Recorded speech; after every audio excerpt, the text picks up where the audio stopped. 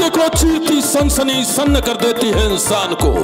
मुजरिम को खबरदार करना हमारा फर्ज, जुर्म से महफूज रहना आपका हक। देखिए सनसनी हर रात 11 बजे सिर्फ एबीपी न्यूज पर।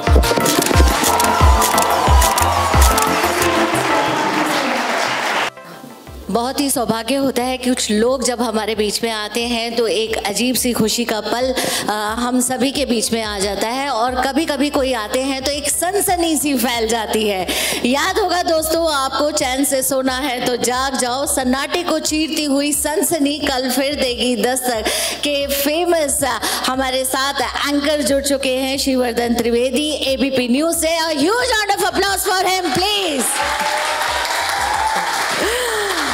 रीवा जी मैं चाहूंगी आप इनका स्वागत सैपलिंग के साथ करें। श्रीवर्धन जी के बारे में जो भी कहा जाए वो कम ही होगा। एबीपी न्यूज के क्राइम शो सनसनी से इन्होंने एक अनोखे न्यूज को प्रेजेंट करने के तरीका अपनाया जिसे लोगों ने बहुत पसंद किया, फिर चाहे उनकी एंकरिंग हो या उनका ड्रेसिंग सेंस या उनका बोलने का अंदाज। और इसी के साथ आपको ये भी बताना चाहूंगी, sir please take your seat. Can we have the memento also please for the felicitation. आपको इतने सालों से अपने शो के माध्यम से ये बता रहे हैं कि किस तरह से अपने आप को आप सेफ रख सकते हैं, वही श्रीवर्धन त्रिवेदी। इनके शो ने सनसनी ने 2019 में 5000 एपिसोड पूरे किए और लिम्का बुक ऑफ रिकॉर्ड्स में अपनी जगह बनाई। और वन एंड ऑल सर, आपकी आवाज सुनने को बेताब है, आपको बैठने का मौका देंगे नहीं हम। हम सभी आपकी आवाज सुनना चाहते हैं, प्लीज। Thank you sir. चलिए, सबसे पहले तो आप सबका बहुत बहुत शुक्रिया मुझे यहाँ आमंत्रित करने के लिए, और माफ़ी चाहता हूँ मेरी बहुत ज़्यादा मशरूफियत थी, मेडिकल इमरजेंसीज भी थी जिनके चक्कर में मैं फंसा हुआ था अभी भी। बट बहरहाल जब मैंने कहा था मैं आऊँगा तो इनको बहुत परेशान किया मैंने। यहाँ इतने सब गणमान्य लोग बैठे हैं, आप सबको प्रणाम करता हूँ मैं, आप सबको नमस्कार, हेलो, नमस्ते। क्या कुछ खाया वाया नहीं आप लोगों ने सुबह से क्या? चलिए, देखिए यहाँ जितने लोग बैठे हुए हैं, पहले तो मैं ये बता दूं कि ये सब अपने आप में एक संस्थान है, एक इंस्टीट्यूशन है, और मैं अभी सीख रहा हूं, तो मुझे बहुत ज़्यादा सब्जेक्ट की नॉलेज तो नहीं है। ठीक है, जो करता हूं बस उतना जानता हूं, और जो जानता हूं कोशिश करता हूं कि वही करूं। बहरहाल आप सब जिस फील्ड में जाने वाले हैं, जैसे अभी सर कह रहे थे, आप सबको अपडेटेड तो रहना पड़ेगा। सोशल मीडियम बहुत ही पावरफुल मीडियम है आज की तारीख में, और जैसा इन्होंने कहा मैं इस बात से इत्तेफाक रखता हूं कि जितना ये अमृत है उतना ही विष भी है। और आजकल अगर मैं ये कहूं कि पूरा न्यूज़ पोर्टल, पूरी न्यूज़ इंडस्ट्री जो है वो कहीं ना कहीं सोशल मीडिया के इर्द गिर्द घूमती है, तो अतिशयोक्ति बिल्कुल नहीं होगी। बहुत दूर क्यों जाएं, कल की एक दुखद घटना लेना सतीश कौशिक जी की। सबसे पहले उनका एक ट्वीट आता है, और उस ट्वीट से सबको जानकारी होती है कि ऐसी कोई दुखद घटना हो गई है। तो ये इतना पावरफुल मीडियम है। उसके बाद सारे न्यूज़ ने, अखबारों ने या टेलीविज़न ने उसको पिकअप करना शुरू किया, लेकिन उससे पहले किसी को नहीं मालूम था। ऐसी बहुत सारी घटनाएं आज की तारीख में होती हैं। अच्छा, मज़े की बात यह है कि हमारे यहाँ जो आज की तारीख में जो जर्नलिस्ट हैं, जो बड़े पत्रकार हैं, वो सारे के सारे जो हैं आजकल ट्विटर और बाकी चीज़ों को फॉलो करते हैं या उसी पर काम कर रहे होते हैं। और विडंबना ये है कि ज़्यादातर लोग जो इंटरनेशनल मीडिया है उसको फॉलो कर रहे होते हैं। यानी जो परंपरागत चीज़ें हैं, जैसे पहले वायर के थ्रू या बाकी चीज़ों के थ्रू हम लोगों को पता चलता था, तो वो परंपराएं तो ख़त्म होती चली जा रही हैं। जाहिर सी बात है, तकनीकी विकास इतना ज़्यादा हो रहा है, सब कुछ डिजिटलाइज होता जा रहा है, तो हमको भी अपडेटेड तो रहना पड़ेगा। लेकिन इसमें एक बहुत बड़ी समस्या जो मुझे लगती है, अच्छा ऐसी बहुत सारी घटनाएं हैं, जैसे मैंने एक कल की बात आपसे की, या बालाकोट की ले लें। बालाकोट जैसी जब घटना हुई थी तो हमको ये सोशल मीडिया के थ्रू ही पता चला था वहाँ उस वक्त कोई जर्नलिस्ट नहीं था, कोई भी नहीं था। कभी कभी बड़ी गड़बड़ियाँ हो जाती हैं। मैं विस्मृत कर रहा हूँ, शायद कर्नाटक की घटना है। वहाँ कुछ हो गया था कि एक बिहारियों के विरुद्ध कोई एक मुहिम छेड़ दी गई, किसी एक बिहारी को मार दिया गया और बहुत बवाल मचा। और बाद में जब उसकी साफ सफाई हुई और चीज़ें सामने आई तो ये पता चला कि साहब ये दरअसल वहाँ फिर आईजी जो हैं उनको हिंदी में, जबकि वहाँ अलाउ नहीं होता, हिंदी में उनको प्रेस कॉन्फ्रेंस करनी पड़ी और उनको ये बताना पड़ा कि एक बिहारी ने ही दूसरे बिहारी को मार दिया। लेकिन उसको दूसरा रंग दिया गया और सोशल मीडिया पर जिस तरीके की से चीज़ें आई, उसने पूरे हिंदुस्तान में एक अलग तरह का नैरेटिव क्रिएट कर दिया। तो ये बहुत अलग अलग तरीके के नैरेटिव्स क्रिएट होते हैं सोशल मीडिया के थ्रू। उसका एक बहुत बड़ा रीज़न है, कोई रेगुलेटरी अथॉरिटी नहीं है। जितनी भी सारी चीज़ें हैं, जैसे अखबारों के रेगुलेशन होता है, टेलीविज़न में रेगुलेशन होता है, अथॉरिटी होती है, एजेंसी होती है, वो आपको सुपरवाइज करती हैं। लेकिन यहाँ सुपरविजन के लिए कुछ भी नहीं है। तो अब सबसे बड़ा खतरा ये होता है, जैसे हम लोग टेलीविज़न में काम करते हैं, अखबारों में जो भी लोग काम करते हैं, वो जो सोर्स होता है वो सोर्स बहुत इंपॉर्टेंट होता है कि आपकी खबर किस सोर्स से आ रही है, किस सूत्र से आपकी खबर आ रही है, उसकी प्रामाणिकता तभी सिद्ध होती है। तो अब सोशल मीडिया में जो भी आ रहा है उसकी प्रामाणिकता कैसे सिद्ध हो, यह बेहद मुश्किल काम है। लेकिन सच ये भी है कि जबरदस्त तरीके से चल रहा है। और जितने भी है, मतलब एक प्लेटफॉर्म तो है नहीं कोई, खाली ट्विटर नहीं है, इंस्टा है, फेसबुक तो बहुत नीचे पायदान पर आजकल आ गया है। लेकिन तमाम जितने भी तरीके के प्लेटफॉर्म हैं वो सब ये एक दूसरे से इंटरेक्ट करने का एक जरिया बना था। लेकिन ये किस तरीके से चीज़ें कालांतर में बदलती चली जा रही हैं, ये आप सब उसके साक्षी हैं। जाहिर सी बात है, आपको अपडेटेड तो रहना पड़ेगा, इससे यूज टू भी होना पड़ेगा, इससे दोस्ती भी करनी पड़ेगी। लेकिन एक चीज होती है जिसे कहते हैं डिटैचमेंट। वो डिटैचमेंट वाली सलाहियत आपको अपने भीतर रखनी पड़ेगी। अब डिटैचमेंट से ये मतलब नहीं होता कि आप किसी से बिल्कुल ही विमुख हो जाएं। डिटैचमेंट का मतलब होता है थोड़ा सा डिस्टेंस मेंटेन करना। तो आपको थोड़ा डिस्टेंस मेंटेन करना पड़ेगा। डिस्टेंस मेंटेन करने से फायदा ये होता है, आजकल आप देखिए सुबह उठते ही हर कोई बिस्तर से आंख खोलते ही सबसे पहले मोबाइल देखता है। मम्मी डैडी दूसरे कमरे में, यहाँ से गुड मॉर्निंग हो रही है। मतलब वो तो कल्चर ही खत्म हो गया कि जाकर के आप पैर छुए, नमस्कार करें, एक दूसरे की शक्ल देखें सुबह सुबह। ठीक है, वो प्रसन्नता का अनुभव हो, वो तो होता ही नहीं। उसके बाद फिर तमाम तरह के जितने भी पोर्टल्स होते हैं, यूट्यूब होता है, वो खोले जाते हैं। उसके बाद कहीं उठ करके पहली चाय पी जाती है। तो हो क्या रहा है कि हम धीरे धीरे इन सारी चीजों के लिए बहुत सब्जेक्टिव हो गए हैं। होना ये चाहिए कि हमको सिर्फ इस चीज के लिए, वैसे तो अमूमन आप अपनी जिंदगी में भी इसे अप्लाई करें, क्योंकि अभी आप लोग बड़े हो रहे हैं, फील्ड में जाएंगे, बहुत काम करेंगे, तो ऑब्जेक्टिवली आप चीजों को देखना शुरू करें। क्योंकि जब आप सब्जेक्टिव होते हैं तो आप उस चीज में इन्वॉल्व हो जाते हैं। जब आप इन्वॉल्व हो जाते हैं तो अच्छे बुरे का ज्ञान करना बेहद, उसका फर्क करना बेहद मुश्किल होता है। जब आप ऑब्जेक्टिवली आप किसी चीज को देखते हैं तो एक डिस्टेंस क्रिएट होता है, और उस डिस्टेंस से आपको यह पता चलता है कि यह चीज गलत है या सही है। यह खुद के लिए भी आप अप्लाई कर सकते हैं, एक व्यक्ति के तौर पर आप अप्लाई कर सकते हैं इन चीजों को। कुछ भी करें, देखिए जिंदगी में सबसे महत्वपूर्ण चीज यह है कि आप अपने से झूठ नहीं बोल सकते हैं। ठीक है, तो सबसे पहले तो आप अपने आप से सच बोलना शुरू कर दें। ठीक है, सोशल मीडिया क्या कह रहा है, तमाम चीजें क्या कह रही हैं, उससे पहले आप अपने आप से बात करें, खुद से समझें, खुद को टटोलने की कोशिश करें, और फिर ये प्रक्रिया आपके भीतर शुरू हो जानी चाहिए सवाल जवाब की। जब तक सवाल जवाब नहीं होंगे, जो आ रहा है उसको जस का तस स्वीकार करना अगर आप शुरू कर देंगे तो फिर बेहद मुश्किल हो जाएगी। तो आप जो भी चीजें आपके सामने आती हैं उसकी सच्चाई को, क्योंकि देखिए अगर आप पत्रकार बनने जा रहे हैं तो ये आपका धर्म भी है। आजकल देखिए पत्रकारिता बहुत अलग अलग स्तर पर चली गई है। पत्रकारिता कितनी रह गई है, नहीं रह गई है, ये एक अलग तरह का डिबेट है। मैं ये मानता हूं इतने वर्षों में कि बहुत कुछ परिवर्तन हो चला है। कुछ अच्छा है, लेकिन बहुत ज्यादा बुरा भी है। अजीब अजीब तरीके की होड़ चल पड़ी हैं। क्या दिखाना है, तुम कितना दिखा सकते हो, भाई मैं इससे ज्यादा दिखा सकता हूं। जबकि पत्रकारिता तो यह है नहीं, मूलतः पत्रकारिता तो वो है ना कि वो क्या है जो हमें समाज हित में नहीं दिखाना है, वो क्या है जो हमें देश हित में नहीं दिखाना है।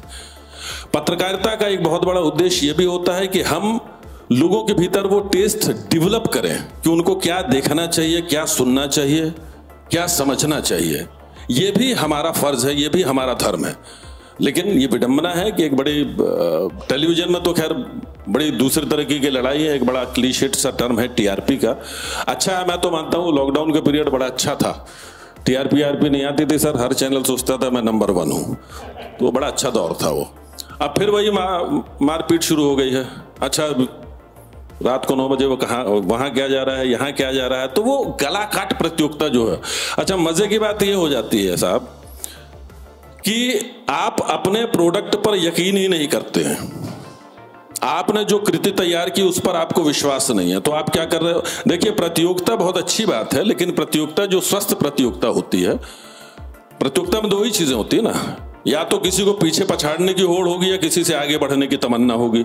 तो आगे बढ़ने की जो होड़ होती है वो तो स्वस्थ प्रतियोगिता का परिचायक है, वो होनी चाहिए।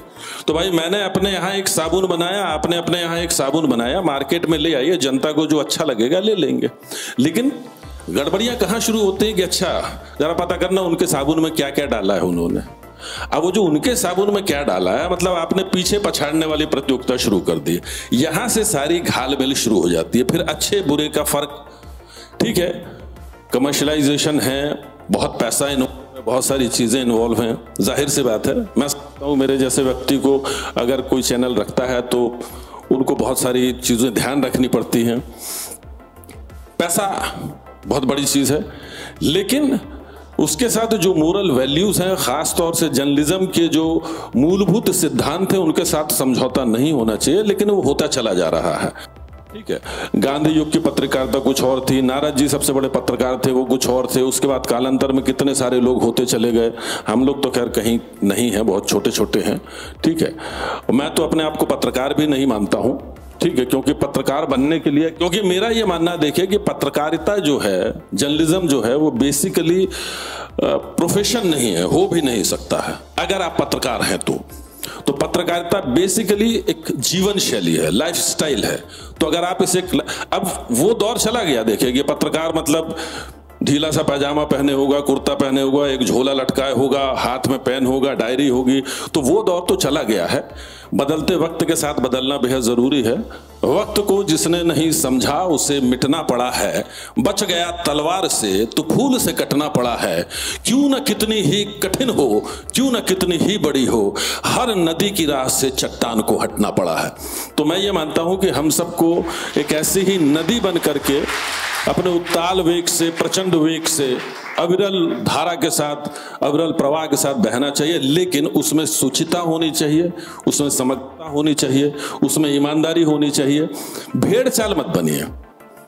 भीड़ में रह करके भीड़ से अलग दिखना एक बात है, भीड़ में रह करके भीड़ से अलग दिखना एक बात है। तो आप अपने भीतर वो जज्बा पैदा करें कि आप भीड़ में करके भीड़ से अलग दिख जाएं। ठीक है, देखिए मैं सोशल मीडिया पर इसलिए बहुत, सब्जेक्ट वही है, मैं इसलिए बहुत ज्यादा नहीं बोलूंगा, उस पर बोलने वाले बहुत सारे लोग हैं, तो मुझे लगता है कुछ जनरल बातें हो जाएं, क्योंकि जो बच्चे यहाँ बैठे हैं, मैं ये जानता हूं कि जिंदगी में जब आप अपने एक्चुअल बैटल फील्ड में जाएंगे तो बहुत सारी ऐसी चीजों से आपका सामना होगा, आप रूबरू होंगे बहुत सारी चीजों से, और कई बार हर दूसरे कदम पर आपको लगेगा क्या हम सही हैं, क्या हम गलत हैं। ये सवाल जवाब होना बेहद जरूरी है अपने आप से। अपनी सफाई करना सबसे पहले जरूरी है। बार बार मैं इसलिए बोल रहा हूं आपसे, मैं आपको बताऊं, मैं बहुत छोटे से कस्बे से बिलोंग करता हूं, मध्य प्रदेश का एक बहुत छोटा सा कस्बा है, अब जिला हो गया है। तो मैं वहां, अब तो आप लोग तो खैर ये कुर्सी टेबल से नीचे आप लोग बात नहीं करते। टाट पट्टी का पता नहीं कितनों ने नाम सुना है, नहीं सुना है, यहाँ बहुत सारे लोगों ने शायद सुना होगा। तो जमीन पर टाट पट्टी बिछा करती थी लंबी लंबी, तो हम तो उस कल्चर से निकले हुए लोग हैं। तो जब मैं 5वीं जमात में था, मेरे मम्मी डैडी कहीं और थे, वो शिक्षक थे, मैं किसी और जगह पढ़ता था।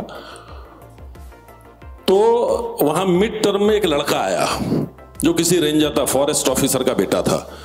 वो शायद इंग्लिश मीडियम का था, थोड़ी अंग्रेजी में गिटपिट करता था, मुझे अच्छी लगी। तो मैंने उससे निवेदन किया, मैंने कहा भाई ये जो तुम अंग्रेजी बोलते हो ना, ये मुझे थोड़ी सिखा सकते हो। तो उसने कहा एक शर्त है, तुम जो टिफिन लाते हो ना बड़ा अच्छा होता है, वो टिफिन मुझसे शेयर करोगे? मैंने कहा बिल्कुल कर लूंगा मैं। तो उसने कहा ठीक है, मैं आपको सिखाऊंगा। तो उसने जो कुछ भी सिखाया टूटा फूटा, 2-4 महीने में हमको लगा हम अंग्रेजदा हो गए। तो मैंने अपने पिताश्री को एक चिट्ठी लिखी और उस चिट्ठी में जो भी मैंने अंग्रेजी में लिखा और मैंने उनको लिख करके भेज दिया और मैंने उनसे निवेदन किया कि जो इसमें ग्रामेटिकल मिस्टेक्स हों, जो भी व्याकरण दोष हों, जो भी अशुद्धियां हों, आप मार करके भेज दीजिएगा। और मैं बहुत प्रफुल्लित कि चलो पिताजी भी खुश हो जाएंगे, लड़के ने अंग्रेजी में चिट्ठी लिखी है। अब तब चिट्ठी जाना और आना महीने 1.5 महीने का वक्त लगता था। 1 महीने के बाद मैं पोस्टमैन जब भी आया तो मैं पूछ लेता था उससे, अंकल कोई चिट्ठी आई, कोई चिट्ठी आई, कोई चिट्ठी आई? नहीं आई है। मैं मायूस हो गया, लेकिन एक दिन अचानक उसने कहा कि चिट्ठी आई है। मैं बहुत खुश हो गया और मैंने बिल्कुल चिट्ठी खोली धड़कते दिल से। तो मैंने देखा कि वो पूरे पेज पर 90% तो रेड इंक से गोल गोल गोल गोल गोल गोल। तो मैंने कहा ये तो पूरे मामला ही खराब हो गया, पूरी मेहनत बेकार हो गई। उन्होंने नीचे 4 लाइनें लिख करके भेजी। उन्होंने कहा कि बेटा प्रयास हर किसी को करना चाहिए, और फिर उन्होंने 4 लाइनें नीचे लिख करके भेजी और उन 4 पंक्तियों ने मेरे जीवन की दिशा और दशा को बदलने का बेहद काम किया। तो आप सबसे मैं शेयर करता हूं, शायद आप ले जाएं, उसमें से कुछ आपके काम आ जाए। उन्होंने लिखा कि ऊंचाई छूने जिनके हाथ नहीं उठ सकते, ऊंचाई छूने जिनके हाथ नहीं उठ सकते, वो बौने भला कैसे ऊंचे उठ सकते हैं, और जिनके जीवन की चादर मैली रही सदा, वो दाग दूसरों के कैसे धो सकते हैं। तो सबसे पहले हम समाज की सफाई करें, देश की सफाई करें, ये बीड़ा उठाएं। उससे पहले हम अपने भीतर ये भावना पैदा करें कि हमको सबसे पहले अपने आप को ठीक रखना, अपनी सफाई करनी है। तो सेल्फ क्लीनिंग, सेल्फ एनालिसिस बेहद जरूरी है। उसके तरीके अलग अलग हो सकते हैं, लेकिन ये बेहद जरूरी है, ठीक है? क्योंकि जब आप ये करेंगे, बार बार सवाल करेंगे, बार बार जवाब करेंगे, ठीक है? अपडेटेड रहने में कोई बुराई नहीं भैया, अपडेटेड रहना तो बेहद जरूरी है।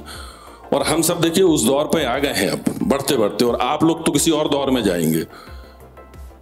जब अब बुलेट ट्रेन की बात होने लग गई ना, तो अब चिंता का विषय है कि वो फिल्में कैसे बनेंगी।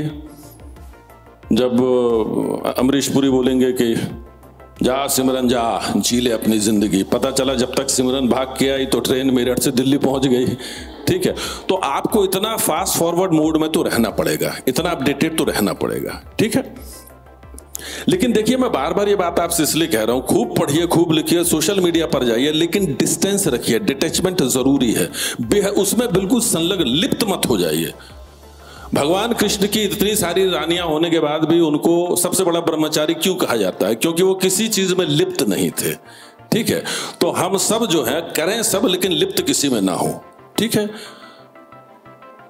आसक्ति होना बहुत बुरी चीज है, तो आसक्त ना हो जाएं आप किसी चीज के, ठीक है? और ये सब करने से होगा क्या? अब आप कहेंगे साहब ये सब आपने तो इतना बड़ा कहानी आपने कर दी, सबसे होगा क्या? इस सबसे होता यह है जो बेहद जरूरी चीज है। किसी भी चीज की बुनियाद क्या होती है? किसी भी चीज की बुनियाद, चाहे आप पत्रकार बनना चाहते हैं, यहां ये लोग बैठे हैं, यहां ये लोग बैठे हैं, मैं यहां खड़ा हूं, ये बिल्डिंग इतनी बड़ी यहां खड़ी, इतना बड़ा इंस्टीट्यूट खड़ा है, ठीक है? इतने सारे बच्चे यहां पढ़ रहे हैं, इतना बड़ा मैनेजमेंट है। इस सब का मूल क्या है? तो इस सब का मूल है एक विचार, एक थॉट, ठीक है? तो अब विचार एक ऐसी चीज है, एक ऐसी प्रक्रिया है जो अनवरत चलती है। आप सोते हैं तो सुप्तावस्था में भी चलती है, विचारों का आवागमन चलता है, उसी का परिणाम स्वप्न होते हैं आपके। विचार आना जाना सतत प्रक्रिया है, लेकिन सही विचार, करेक्ट थिंकिंग, करेक्ट थॉट, ये बेहद जरूरी है। ये क्यों जरूरी है?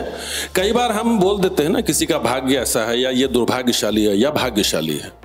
हकीकत क्या है? हकीकत यह है आपके भीतर एक विचार आया, अच्छा आया बुरा आया छोड़ देते हैं, एक विचार आपके भीतर आया, वो विचार आपके भीतर कुछ समय तक पोषित हो गया, आपके भीतर रह गया, आपने उसको खंगाला नहीं। जो मैंने आपसे कहा सवाल जवाब, अगर आपने उस पर बिल्कुल भी अपनी तवज्जो नहीं दी तो क्या होगा? वो विचार आपका बच्चा बन जाएगा, आपके भीतर रहेगा। अब कुछ दिनों बाद क्या होगा? वो जो विचार है वो आपके एटीट्यूड में कन्वर्ट हो जाएगा। वो एटीट्यूड कुछ दिनों तक आपके पास रह गया तो वो क्या करेगा? वो आपके बिहेवियर में कन्वर्ट हो जाएगा।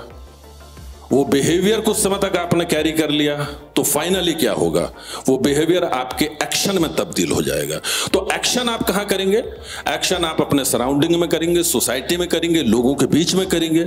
और वो जो आप एक्शन करेंगे, बार बार रिपीटेडली एक एक्शन करेंगे, वो एक्शन ये डिफाइन कर देगा कि आप क्या हैं, आपकी पर्सनालिटी क्या है, आपका भाग्य क्या है, आपकी नियति क्या है। लोग कहना शुरू कर देंगे ये फलाना तो यार ये ऐसा है, ये बार बार ये करता है, ये इसी तरह का व्यक्ति है। तो हमने आपकी नियति तय कर दी, लेकिन उस नियति के मूल में क्या है? आपका वो विचार था जिसने आपको यहां ला करके खड़ा कर दिया। तो बार बार आप आत्मावलोकन करें, सेल्फ एनालिसिस करें, अपनी क्लींजिंग करना बेहद जरूरी है।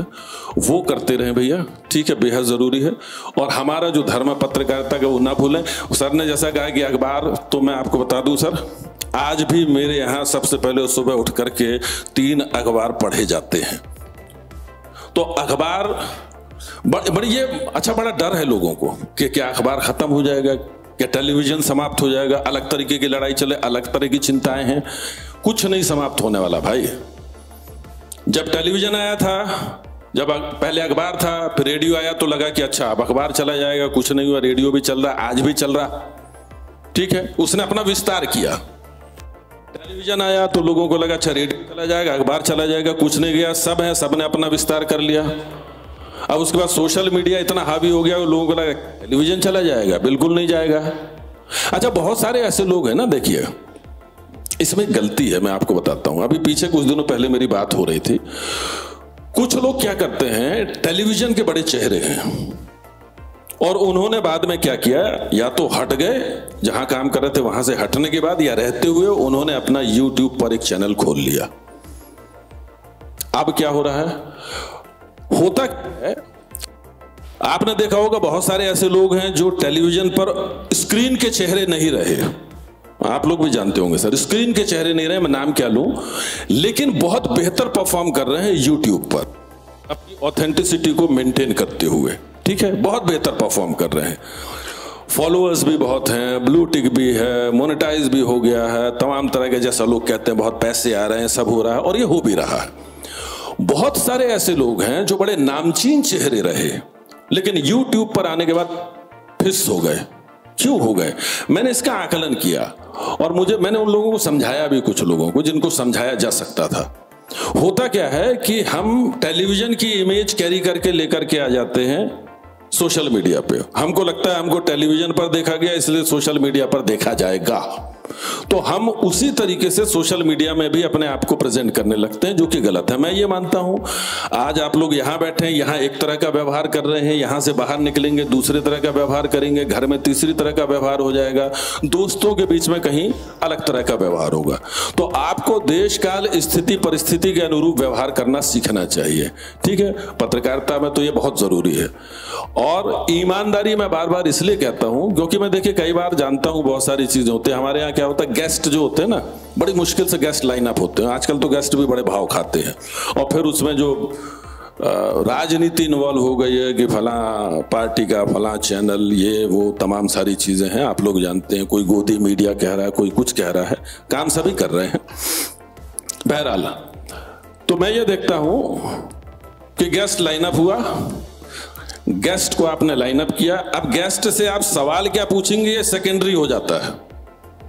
पहले आपका पर्सनल रेपो शुरू हो जाता है, वहां नंबरों का आदान प्रदान। क्यों? बैक ऑफ द माइंड क्या है? बैक ऑफ द माइंड ये है कि भैया ये मंत्री हैं, मिनिस्टर या बड़े अधिकारी हैं, कल को कोई काम आ जाएंगे। तो आप सवाल भी हिचक के, झिझक के, संकोच से पूछने लगे हैं। पहले ऐसा नहीं होता था, पहले खुल के पूछे जाती थी चीजें। तो अब डर करके, सहम करके, तो आपने अपने आप को वहीं कमतर कर दिया। आपके पास इतना बड़ा टूल है, आप लोकतंत्र का चौथा स्तंभ है, तो उस जिम्मेदारी को समझना होगा। तो होता क्या है, होता यह है कि गेस्ट जो है वो भगवान की तरह तो हो गए हैं। जैसे ईश्वर होता ना, ईश्वर को बहुत सारे लोग प्रार्थना करते हैं, हे प्रभु आ जाओ, प्रभु दर्शन दे दो, ठीक है। तो ईश्वर किसी ना किसी रूप में लोगों को दर्शन दे भी देते हैं। होता यह है कि जब ईश्वर दर्शन देते हैं तो हम सबके भीतर इतनी सारी लेयर्स हैं, वैमनस्य की, ईर्ष्या की, द्वेष की, घृणा की, राग की, अनुराग की, नफरत की, हिंसा की, क्रोध की, इतनी सारी लेयर्स हैं, झूठ की, फरेब की, छल की, प्रपंच की, कि जब ईश्वर हमारे सामने आते हैं वो तो प्योर फॉर्म है, तो हम उससे कुछ बोल ही नहीं पाते हैं। बिल्कुल गेस्ट की तरह। क्यों? क्योंकि हम तो मतलबी लोग हैं भाई, करेक्ट है।